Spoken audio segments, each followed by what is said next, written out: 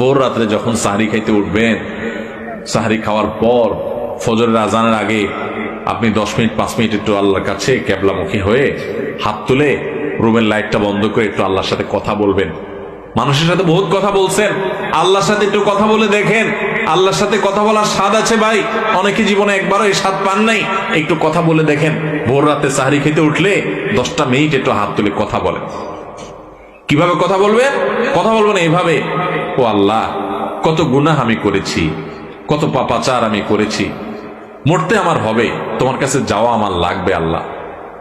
শয়তানের প্ররোচনা করেছি, এই রমজান মাস তুমি কত মানুষকে মাফ করে দাও।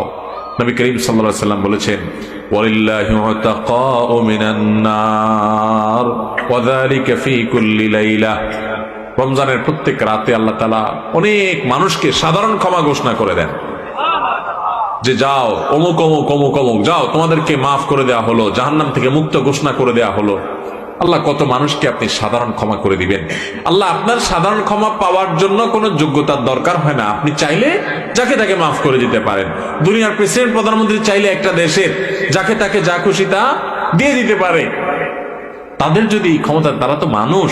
আল্লাহ আপনি তো মহান সৃষ্টিকর্তা, আপনি তো চাইলে আমার সব অপরাধগুলো মাফ করে আমাকে ফেরেশতা বানায় ফেলতে পারেন, পারেন না আল্লাহ? তো আল্লাহ আপনি